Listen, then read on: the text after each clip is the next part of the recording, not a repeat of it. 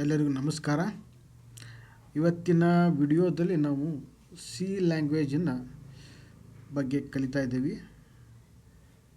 Start ಮಾಡೋಣ ವಿಡಿಯೋನ. Last ಕ್ಲಾಸ್ನಲ್ಲಿ ನಾವು ಪ್ರಿಂಟ್ ಎಫ್ ಫಂಕ್ಷನನ್ನು ಯಾವ ರೀತಿ ಯೂಸ್ ಮಾಡಬೇಕು ಅನ್ನೋದ್ರ ಬಗ್ಗೆ ಕಲಿತೀವಿ. ಈಗ ನೆಕ್ಸ್ಟ್ ಈ ಪ್ರಿಂಟ್ ಎಫ್ ಫಂಕ್ಷನ್ನಲ್ಲಿ ನಾವು ಎಲ್ಲವನ್ನು ಪ್ರಿಂಟ್ ಮಾಡಲಿಕ್ಕೆ ಬರೋದಿಲ್ಲ. ಈ ಫಾರ್ ಎಕ್ಸಾಂಪಲ್ ಪ್ರಿಂಟ್ ಎಫ್ ಅಂತ ಕೊಟ್ಟಿದ್ದೀವಿ. Hello it is my first program ಅಥವಾ hello my name is Raju ಅಂತ ಟೈಪ್ ಮಾಡಿದೆ. ನೆಕ್ಸ್ಟ್ ಇದು ನಮಗೆ ನೆಕ್ಸ್ಟ್ ಲೈನ್ನಲ್ಲಿ ಇಟ್ ಈಸ್ ಮೈ ಕಾಲೇಜ್ ಅಂತ ಪ್ರಿಂಟ್ ಮಾಡಬೇಕಾಗಿದೆ. ಆವಾಗ ಇದು ಇಲ್ಲಿ ಪ್ರಿಂಟ್ ಮಾಡಲಿಕ್ಕೆ ನಮಗೆ ನೆಕ್ಸ್ಟ್ ಲೈನ್ನಲ್ಲಿ ಪ್ರಿಂಟ್ ಮಾಡಬೇಕಾದ್ರೆ ನಾವೇನು ಯೂಸ್ ಮಾಡಬೇಕಾಗತ್ತೆ ಅಂದರೆ ಎಸ್ಕೇಪ್ ಸೀಕ್ವೆನ್ಸ್ ಅನ್ನುವಂಥದ್ದನ್ನು ಯೂಸ್ ಮಾಡಬೇಕಾಗುತ್ತೆ. ಫಾರ್ವರ್ಡ್ ಸ್ಲ್ಯಾಶ್ ಎನ್ ಅಂತ ಯೂಸ್ ಮಾಡಿದರೆ ನ್ಯೂ ಲೈನ್ ಬರುತ್ತೆ. ಇದನ್ನು ನಾವು at the end of the ಲೈನನ್ನು ಕೊಡ್ಬೋದು ಅಥವಾ ಬಿಗಿನಿಂಗ್ ಆಫ್ ದಿ ಲೈನನ್ನು ಕೊಡ್ಬೋದು. ಇದನ್ನು ಯಾವ ಥರ ಮಾಡ್ಬೋದು ಅನ್ನೋದನ್ನು ನಾವೊಂದು ಎಕ್ಸಾಂಪಲ್ ಮೂಲಕ ಕಲಿಯೋಣ. ಇದು ಸ್ಲ್ಯಾಶ್ ಟಿ ಅಂದರೆ ಟ್ಯಾಬ್ ಅಂತ, slash forward slash double quotes ಅಂದರೆ ಡಬಲ್ ಕೋಟ್ಸ್ ಪ್ರಿಂಟ್ ಆಗುತ್ತೆ. ಫಾರ್ವರ್ಡ್ ಸ್ಲ್ಯಾಶ್ ಕ್ವೆಶನ್ ಮಾರ್ಕ್ ಅಂದರೆ ಕ್ವೆಶನ್ ಮಾರ್ಕ್ ಪ್ರಿಂಟ್ ಆಗುತ್ತೆ. ಫಾರ್ವರ್ಡ್ ಸ್ಲ್ಯಾಶ್ ಸಿಂಗಲ್ ಕೋಟ್ ಅಂದರೆ ಸಿಂಗಲ್ ಕೋಟ್ ಪ್ರಿಂಟ್ ಆಗುತ್ತೆ. ಫಾರ್ವರ್ಡ್ ಸ್ಲ್ಯಾಶ್ ಇದು ಫಾರ್ವರ್ಡ್ ಸ್ಲ್ಯಾಶ್ ಅಲ್ಲ, ಬ್ಯಾಕ್ ಸ್ಲ್ಯಾಶ್ ಇದಕ್ಕೆ ಬ್ಯಾಕ್ ಸ್ಲ್ಯಾಶ್ ಅಂತ ಹೇಳ್ತಾರೆ. ಫಾರ್ವರ್ಡ್ ಸ್ಲ್ಯಾಶ್ ಅಂದರೆ ಈ ಥರ ಬರುತ್ತೆ. ಫಾರ್ವರ್ಡ್ ಸ್ಲ್ಯಾಶ್ ಅಂದರೆ ಈ ಥರ ಬರುತ್ತೆ. ಇದಕ್ಕೆ ಫಾರ್ವರ್ಡ್ ಸ್ಲ್ಯಾಶ್ ಅಂತ ಹೇಳ್ತಾರೆ, ಇದಕ್ಕೆ ಬ್ಯಾಕ್ ಸ್ಲ್ಯಾಶ್ ಅಂತ ಹೇಳ್ತಾರೆ. ಬ್ಯಾಕ್ ಸ್ಲ್ಯಾಶನ್ನು ನೀವು ಪ್ರಿಂಟ್ ಮಾಡಬೇಕಾದ್ರೆ 2 ಸಲ ಬ್ಯಾಕ್ ಸ್ಲ್ಯಾಶನ್ನು ಕೊಡಬೇಕು. ರಿಸಲ್ಟನ್ನು ನೋಡಬೇಕಾದ್ರೆ ನೀವು ಕಂಟ್ರೋಲ್ F5 ಅಂತ ಹೊಡಿಬೇಕು. ಆವಾಗ ನಿಮಗೆ ರಿಸಲ್ಟ್ ಕಾಣಿಸುತ್ತೆ. ರಿಸಲ್ಟನ್ನು ಎಕ್ಸಿಕ್ಯೂಟ್ ಮಾಡಬೇಕಂದ್ರೆ ಕಂಟ್ರೋಲ್ ಪ್ಲಸ್ F9 ಪ್ರೆಸ್ ಮಾಡಬೇಕು.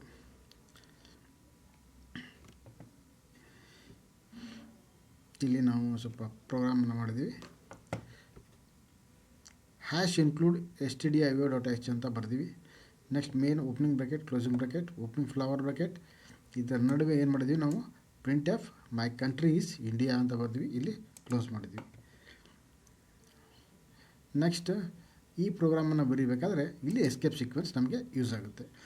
ಮೈ country is India, I am studying C program, my city is Dharwad ಅಂತ ನಮಗೆ ಪ್ರಿಂಟ್ ಮಾಡಬೇಕಾಗಿದೆ. ಇದನ್ನು ಯಾವ ಥರ ಪ್ರಿಂಟ್ ಮಾಡಬೇಕು ಪ್ರಾಕ್ಟಿಕಲಾಗಿ ನಾವು ನೋಡೋಣ. ನಾವು ಇಲ್ಲಿ ಟರ್ಬೋ ಸಿಯನ್ನು ಓಪನ್ ಮಾಡ್ತೀವಿ. ಸ್ಟಾರ್ಟ್ ಟರ್ಬೋ ಸಿ ಅಂತ ಓಪನ್ ಮಾಡ್ತೀವಿ. ಫಸ್ಟಿಗೆ ಮಾಡ್ತೀವಿ ಫೈಲು, ಆಲ್ಟ್ F ಅಂತ ಹೊಡೆದ್ರೆ ಫೈಲ್ ಮೆನು ಓಪನ್ ಆಗುತ್ತೆ. ನ್ಯೂ ಅಂತ ಎಂಟರ್ ಬಟನನ್ನು ಪ್ರೆಸ್ ಮಾಡಿ ಹ್ಯಾಶ್ ಇನ್ಕ್ಲೂಡ್ stdio.h ಅಂತ ಹೆಡರ್ ಫೈಲನ್ನು ನಾವು ಇನ್ಕ್ಲೂಡ್ ಮಾಡೋಣ. Next main opening bracket, closing bracket, ಇಲ್ಲಿ ಫಸ್ಟಿಗೆ CLR SCR ಈ ಫಂಕ್ಷನನ್ನು ಕೊಡೋಣ. ಇಲ್ಲಿ ಸೆಮಿಕೊಲನನ್ನು ಕೊಡೋಣ. Printf my country is India ಅಂತ ಟೈಪ್ ಮಾಡಿದ್ದೀವಿ. ಇಲ್ಲಿ ಬ್ಯಾಕ್ ಸ್ಲ್ಯಾಶ್ ಕೊಟ್ಟು ಎನ್ ಅಂತ ಕೊಡಬೇಕು. Semicolon printf I am studying C program. Again ಇಲ್ಲಿ slash N double quotes complete print F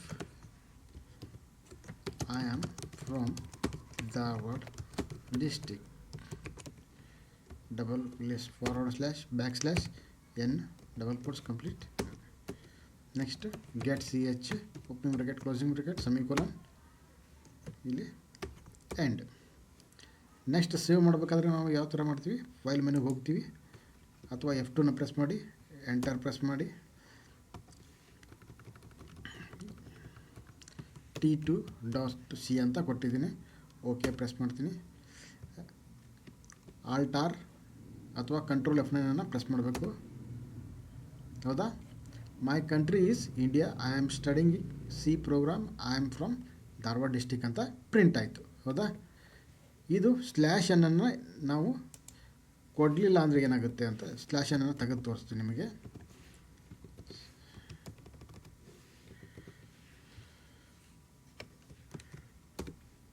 ಹೌದಾ? ಸ್ಲ್ಯಾಶ್ ಅನ್ನನ್ನು ನಾವು ಕೊಡಲಿಲ್ಲ ಅಂದರೆ ಅದು ಸ್ಟ್ರೇಟಾಗಿ ಒಂದೇ ಲೈನಲ್ಲಿ ಪ್ರಿಂಟ್ ಮಾಡುತ್ತೆ. ನಾವು ಸ್ಲ್ಯಾಶ್ ಅನ್ನನ್ನು ನಾವು ಎಲ್ಲಿ ಕೊಡ್ತೀವೋ ಅಲ್ಲಿ ಅದು ಏನು ಮಾಡುತ್ತೆ, ನ್ಯೂ ಲೈನ್ ಅಂತ ಟ್ರೀಟ್ ಮಾಡುತ್ತೆ. ಇದನ್ನೇ ನೀವು ಒಂದೇ ಲೈನಲ್ಲಿನೂ ನೀವು ಏನು ಮಾಡ್ಬೋದು, ಪ್ರಿಂಟ್ ಮಾಡ್ಕೋಬೋದು. ಈಗ ಏನು ಮಾಡ್ತೀನಿ, ನಾನು ಇದನ್ನು ಡಿಲೀಟ್ ಮಾಡ್ತೀನಿ. ಪ್ರಿಂಟ್ ಎಫ್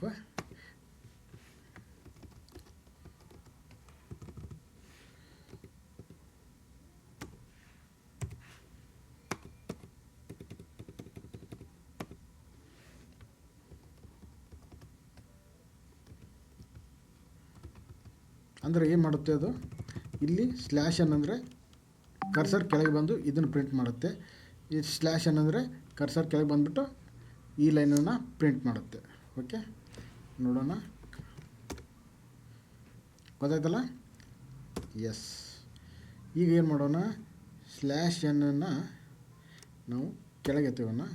ಇಲ್ಲಿ ಇದನ್ನು ಪ್ರಿಂಟ್ ಎಫ್ ಅಂತ ಮಾಡ್ತೀನಿ.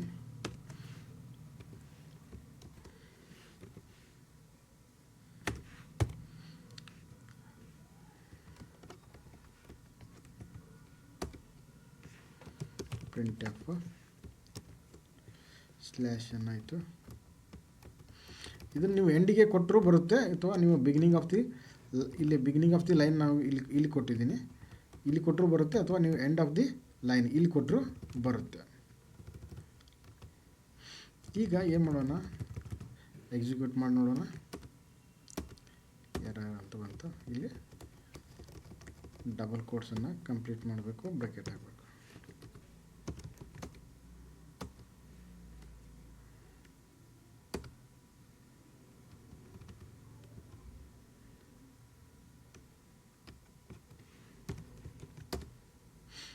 ಬಂತಲ್ಲ? ಈಗ ನಾವು ಏನು ಮಾಡ್ತೀನಿ ಅಂದರೆ ಇಲ್ಲಿ ಫಾರ್ವರ್ಡ್ ಸ್ಲ್ಯಾಶ್ ಟಿ ಅಂತ ಕೊಡ್ತೀನಿ. ಇಲ್ಲಿ ಫಾರ್ವರ್ಡ್ ಸ್ಲ್ಯಾಶ್ ಟಿ ಅಂತ. ಈಗ ಯಾವ ಥರ ಪ್ರಿಂಟ್ ಆಗುತ್ತೆ ನೋಡೋಣ. ಗೊತ್ತಾಯ್ತಲ್ಲ? ಟಿ ಅಂದರೆ ಟ್ಯಾಬ್ ಅಂದರೆ 5 ಸ್ಪೇಸ್ ಅಥವಾ 8 ಸ್ಪೇಸನ್ನು ಅದು ಬಿಟ್ಟು ಅದು ಮುಂದೆ ಸರಿಸಿ ಪ್ರಿಂಟ್ ಆಗುತ್ತೆ. ಈ ಲೈನ್ ಏನಿರುತ್ತಲ್ಲ, ಸೆಕೆಂಡ್ ಲೈನ್, ಇದು 8/8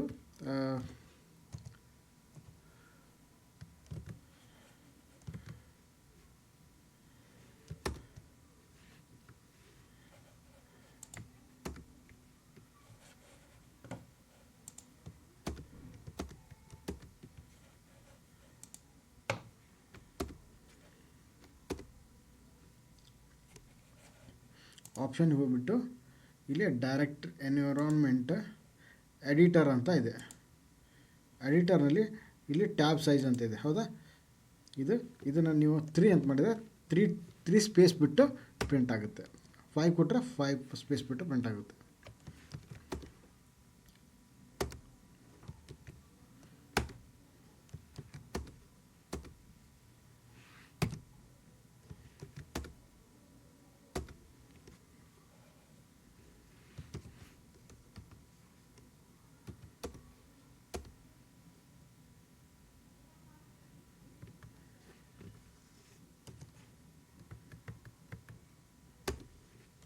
ಇರಲಿ, ನೋ ಪ್ರಾಬ್ಲಮ್. ನೆಕ್ಸ್ಟಿಗೆ ಏನು ಮಾಡೋಣ,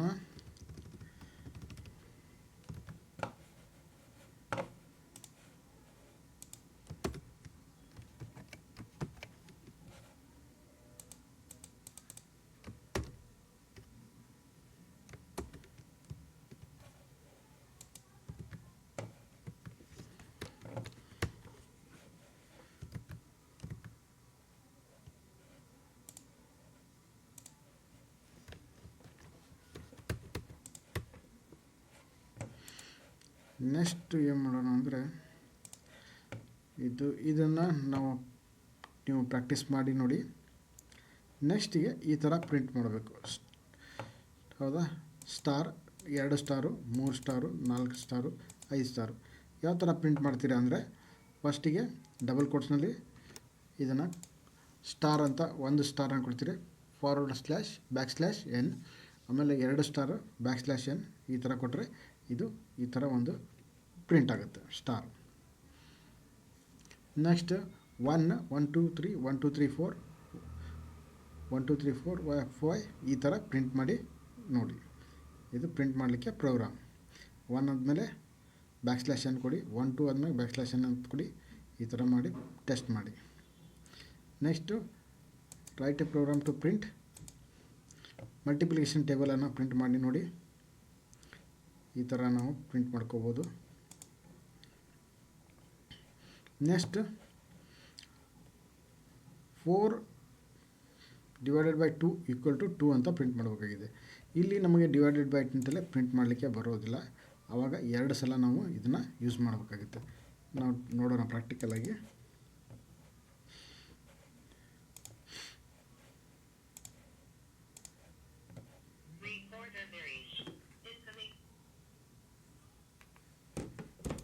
ಫೈಲ್ ನ್ಯೂ ಅಂತ ಓಪನ್ ಮಾಡ್ತೀವಿ, ಹ್ಯಾಶ್ ಇನ್ಕ್ಲೂಡ್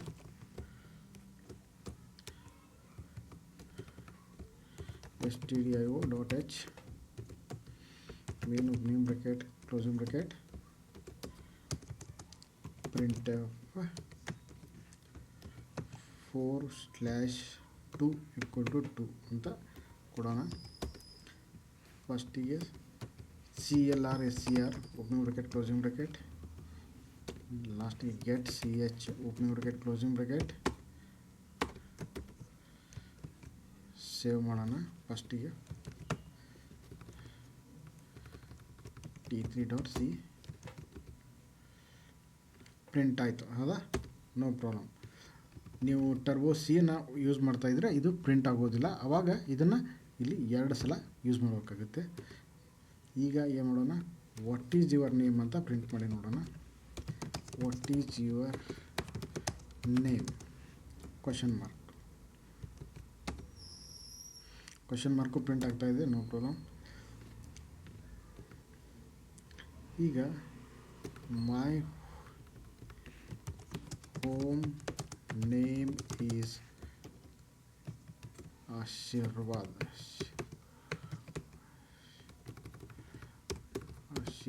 ಅಂತ ಪ್ರಿಂಟ್ ಮಾಡಬೇಕಾಗಿದೆ ನಮಗೆ. ಇದು ಡಬಲ್ ಕೋಟ್ಸ್ನಲ್ಲಿ ಪ್ರಿಂಟ್ ಆಗಬೇಕು, ಹೌದಾ? ಇಲ್ಲಿ ಡಬಲ್ ಕೋಟ್ಸ್ ಕೊಡ್ತೀನಿ, ಎರರ್ ಬರ್ತಾಯಿದೆ, ಹೌದಾ? ಈಗೇನು ಮಾಡಬೇಕಂದ್ರೆ ನಾವು ಇಲ್ಲಿ ಬ್ಯಾಕ್ ಸ್ಲ್ಯಾಶನ್ನು ಕೊಡಬೇಕು, ಇಲ್ಲಿ ಬ್ಯಾಕ್ ಸ್ಲ್ಯಾಶನ್ನ ಕೊಡಬೇಕು, ಈ ಥರ ಕೊಡಬೇಕು. ಈಗ ರನ್ ಮಾಡಿ, ಇದು ಪ್ರಿಂಟ್ ಆಗುತ್ತೆ. ಓಕೆ, ಗೊತ್ತಾಯ್ತಲ್ಲ? ಡಬಲ್ ಕೋಟ್ಸನ್ನು ನಾವು ಯಾವ ಥರ ಯೂಸ್ ಮಾಡಬೇಕಂತೆ. ಇದನ್ನೇ ನಾವು ಸಿಂಗಲ್ ಕೋಟನ್ನು ಯೂಸ್ ಮಾಡಿ ನೋಡೋಣ. ಸಿಂಗಲ್ ಕೋಟ್ ಪ್ರಿಂಟ್ ಆಗುತ್ತೆ ಅಥವಾ ಇದಕ್ಕೂ ನಮಗೆ ಎಸ್ಕೇಪ್ ಸೀಕ್ವೆನ್ಸ್ ಬೇಕಾಗುತ್ತೆ ಹೇಗೆ ಅಂತ ನೋಡೋಣ. ಸಿಂಗಲ್ ಕೋಟ್ ಪ್ರಿಂಟ್ ಆಗುತ್ತೆ, ಡಬಲ್ ಕೋಟ್ ಪ್ರಿಂಟ್ ಆಗೋದಿಲ್ಲ. ಓಕೆ, ಈ ಥರ ನೀವು ಎಸ್ಕೇಪ್ ಸೀಕ್ವೆನ್ಸನ್ನು ಯೂಸ್ ಮಾಡಬೇಕಾಗುತ್ತೆ.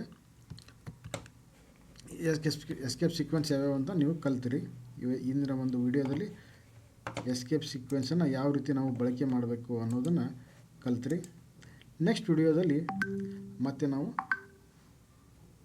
ಏನು ಕಲಿಯೋಣ ಅಂತೇಳಿದ್ರೆ, CLR ಅಂದರೆ this function is use to clear the old ಸ್ಕ್ರೀನನ್ನು ಕ್ಲಿಯರ್ ಮಾಡಲಿಕ್ಕೆ ಹೆಲ್ಪ್ ಆಗುತ್ತೆ. ಗೆಟ್ CH ಅಂದರೆ it waits until you press any key like a single character. Next ಕ್ಲಾಸ್ನಲ್ಲಿ ವೇರಿಯೇಬಲ್ ಅಂದರೆ ಏನು, ವೇರಿಯೇಬಲನ್ನು ಯಾವ್ಯಾವ ಟೈಪ್ ವೇರಿಯೇಬಲ್ ಬರುತ್ತವೆ, ವೇರಿಯೇಬಲ್ ಡಿಕ್ಲರೇಷನ್ ಮಾಡಬೇಕಾದ್ರೆ ಯಾವ್ಯಾವ ಪಾಯಿಂಟ್ಸನ್ನು ನೆನ್ಪಿಡಬೇಕು, ವೇರಿಯೇಬಲ್ಸನ್ನು ಪ್ರಿಂಟ್ ಮಾಡಬೇಕಾದ್ರೆ ಗೆಟ್ ಮಾಡಬೇಕಾದ್ರೆ ನಾವು ಸ್ಪೆಸಿಫೈಯರ್ಸನ್ನು ಯಾವ ರೀತಿ ಯೂಸ್ ಮಾಡಬೇಕು, ಡಿಕ್ಲರೇಷನ್ ವೇರಿಯೇಬಲ್ಸನ್ನು ಯಾವ ರೀತಿ ಮಾಡಬೇಕು, ಅಸೈನಿಂಗ್ ಆಫ್ ದಿ ವೇರಿಯೇಬಲನ್ನು ಯಾವ ರೀತಿ ಮಾಡಬೇಕು ಅನ್ನೋದ್ರ ಬಗ್ಗೆ ನಾವು ನೆಕ್ಸ್ಟ್ ಕ್ಲಾಸ್ನಲ್ಲಿ ತಿಳಿಸ್ಕೊಡ್ತೀವಿ. Thank you one and all.